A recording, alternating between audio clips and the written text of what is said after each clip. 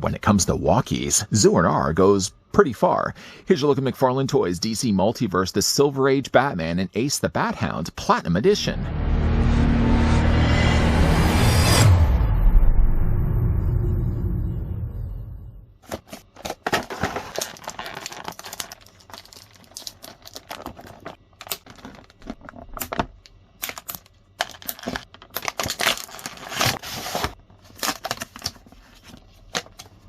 The 1950s was a decade of change for the Dark Knight detective, one that introduced new friends and new foes. These tales include the debuts of Ace the Bat Hound, Deadshot, the original Batwoman, Kathy Kane, Mr. Zero, who would go on to greater fame as the nefarious Mr. Freeze, the original Red Hood, and the pesky interdimensional pixie known as Batmite. This was also an era of great inventiveness, and a tales that revealed how Batman's own father, Thomas Wayne, was once a Batman himself, how Batman became Superman, like Hero on distant planet Zur&R, the secrets of Batman's utility belt, and the introduction of an all-new Batmobile. It may have taken a password for Bruce to be a brightly colored Batman. It takes, though, only a shaking of a milk-bone box for Ace the Bat Hound to be interested. Before we get, though, interested in the new release of McFarlane Toys, the Platinum Edition Silver Age Batman with Ace the Bat Hound, who currently isn't present right now. Let's first, though, take the tape measure and see how tall the figure stands. He is, though, for the most part, a recoloring of the original Silver Age Batman with one notable change. Taking, though, the tape measure, Silver Age Batman is going to stand at 7 inches in height, or roughly about 17.5 centimeters tall. So, did we get this figure before? We did get this figure before. A stellar-looking Silver Age Batman, with, again, one real big change between this guy and this guy here. And you can see it's in the expression of Batman's face. Now, of course, we did also get a couple of Zur&R Batmans. He's one of my favorite. I don't know why I'm so interested, so invested in a Zur&R Batman. But we've also gotten two versions of him. I'm just bringing in right now the fluorescent one that's going to color a little bit brightly when you got him under the black light. We also, of course, got ourselves the Superpowers release of him as well. Ah, Ace, there you are. Good boy. To come include, though, with Silver Age Zur&R Batman, first the figure does come include with the same trading card that Cat packed already with the Silver Age release of him. I don't know, foolish thieves think that you can shoot a harpoon gun at Batman with having Ace the Bat Hound nearby. He's going to hook that harpoon lickety-splits, just like that. The artwork is nice because, of course, it gives us a Silver Age look to Batman. I hope still that we're going to be eventually getting ourselves the Boy Wonder. Fingers can only be crossed. Eyes can be crossed. Where am I right now? Stop that. On the back, though, of the card, a substantial read. You can either pause and read for yourself. I've already beaten you to it, though. His real name, if you didn't know already, is Bruce Wayne. Did you already know that? I would hope to think that you already know that. Let's move that off to the side. Did you also know as well that Silver Age Batman does come included with a display stand? Duh. Yes, it's still the same black display stand. It still has the branded DC logo down below right there. And it does, of course, have a neighboring peg that can plug into either one of Zur&R Batman's boots. Then the figure does also come include some swappable hands and a Batarang. All of these, if you could believe, were basically retools of the original Silver Age Batman. So let's just grab the one off to the side here. Same Batarangs. Now, Silver Age Batman prefers to have everything in blue, or gray, or black. Zur&R Batman prefers to have, other than the outlandish colors that he has, majority-wise, I think he likes to have a lot of his gadgets being purple. Those purple gadgets also blend in really well for these required hands that he has to hold these accessories. The figure does, first of all, come include with a couple of gripping hands.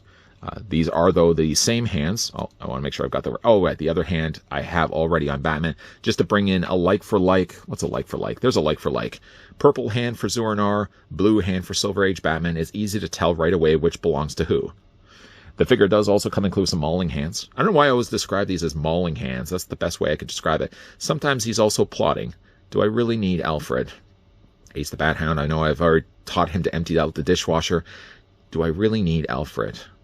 Anyways, these plotting hands can interlink with one another. You can also, of course, swap them out with the hands that he has right now.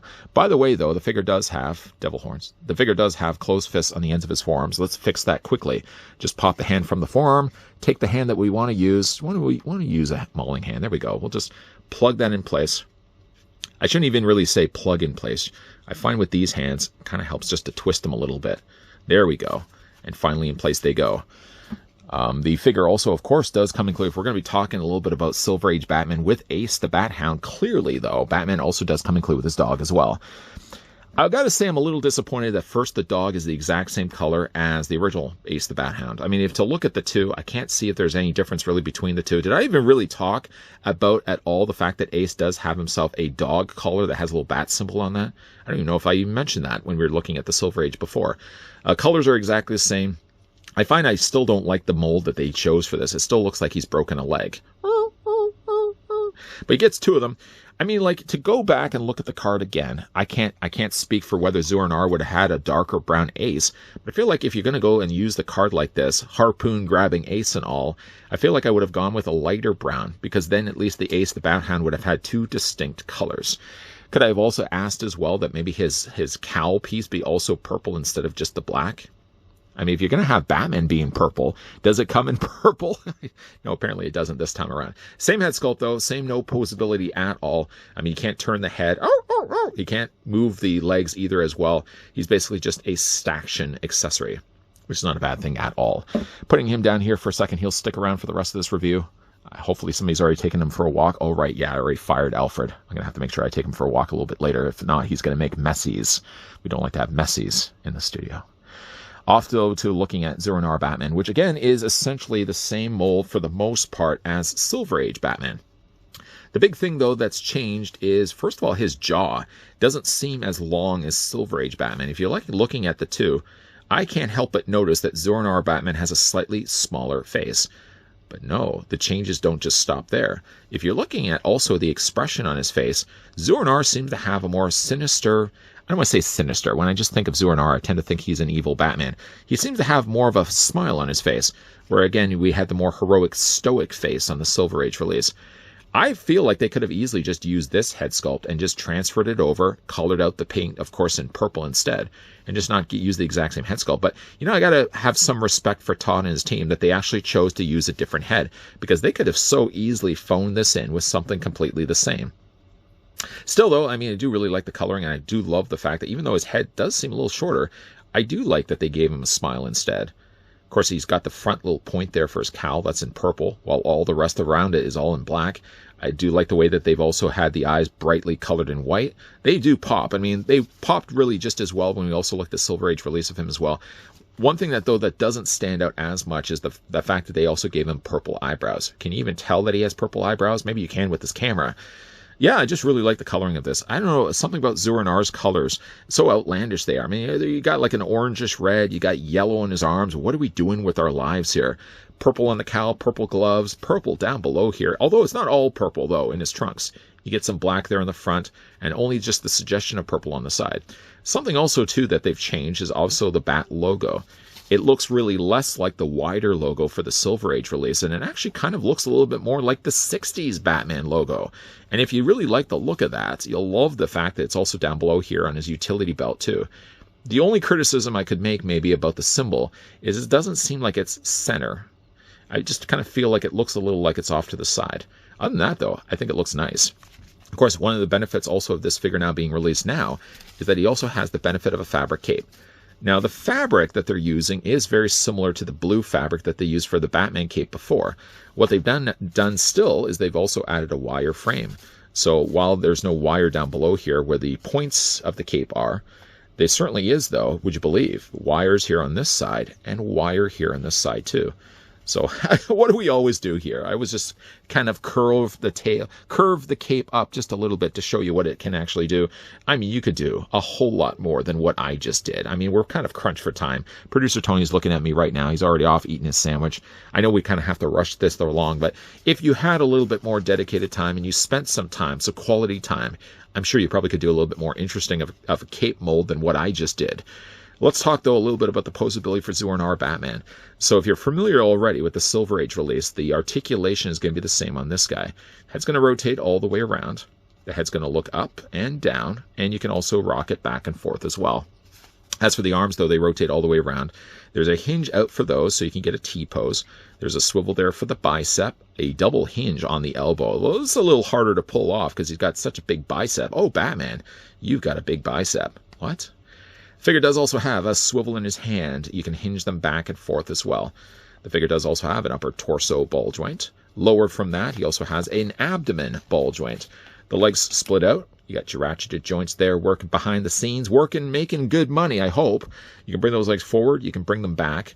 Of course, the figure does have a little bit of a swivel there at the top of the thigh, double hinge on the knee. No articulation here again for the boot because the boot's just one continued sculpt from the rest of his calf. They, yes, have gone still in there and painted in the boots, but the boots aren't separate at all. You got your ankle pivot, you got your ankle rocker, and the figure does also have toe articulation as well. I want to just stop myself for a second before I put the figure down and kind of start to go into wrapping up this review. But one thing I also did want to mention, I didn't mention this when we looked at the Silver Age release of Batman. He happens to have also, so my guess is what they do is they run a wire in here, but before they do, they actually encase it inside like a sheet of plastic. So you can see that on mine, I've got a little lip of plastic. The first time I saw this with the Silver Age Batman, I initially just thought it was tape. So I tried to pull it off. It didn't pull off. Funny though enough, that Dǝvᴉous Batman has that same little bit of plastic that's sticking out from the cape. So where's my other Batman? Where's the other Batman? Batman's cape, was it on that side? Maybe it was on the other side. Oh, you know what it was? I already have clipped the plastic because it was bothering me. I don't think it's bothering me as much. Maybe I might just still go in there and cut it with a pair of scissors just to trim that up a little bit. But yeah, it's a nice looking Batman. Now I can put it down and kind of wrap up this review. It's a good looking figure. Still though, I kind of wish that when it comes to Ace, I mean, even though they are again using the exact same mold, I would like to have thought that for maybe the Platinum Edition release, different colored Batman, different colored Ace. But yet that's not the case with Ace. What we get instead though is essentially just the same color treatment. So that darker brown, not even changing the color of the cowl. Could they not have had a purple cowl? I know it's a little getting silly. But again, like while we get essentially the same Ace, we do essentially though get a completely different Batman. At least from a design standpoint, the body is the same, which also I believe is sharing the exact same mold from also the Nightfall Batman. But to go in there and change the colors of the gray now to a red, change the colors of the blue now to this purple. I mean, it's colors that for the most part, if you look at this, you would know right away. It's such an eyesore. And yet, though, for me, the guy that's behind the camera, the guy that's been talking this whole time, I love the Dǝvᴉous Batman. I love it every single time we've gotten a release from McFarlane and his team. I love it to the fact that I've picked up as many Dǝvᴉous Batmans that we have, down to the smallest, of course, the Superpowers release of him. There's a lot of course, carried over ideas that have gone into basically every Dǝvᴉous Batman. The only notable difference, though, is that the larger DC Multiverse release of him had a larger bat emblem.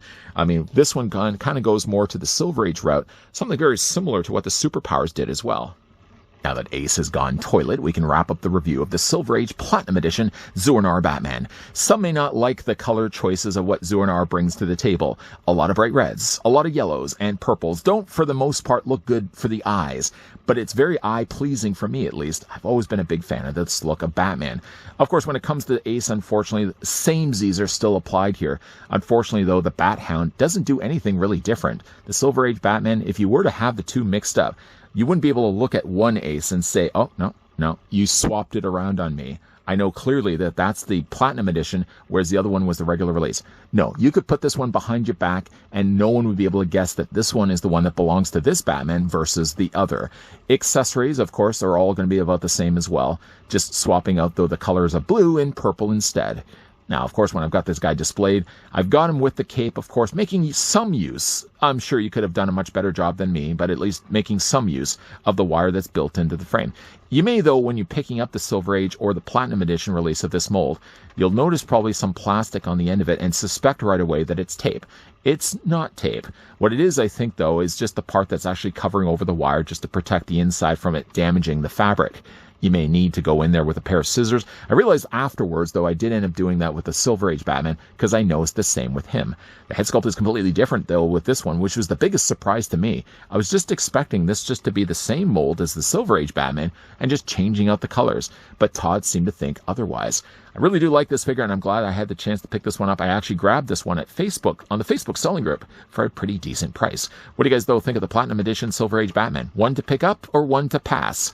Let me know what you think of it down below. If you guys also did enjoy this video, you can do it a solid and throw it a like. You guys want to stick around for more so? I hope so. Hit that subscribe, turn on that bell, come back. As always, thanks for watching. See you guys next time.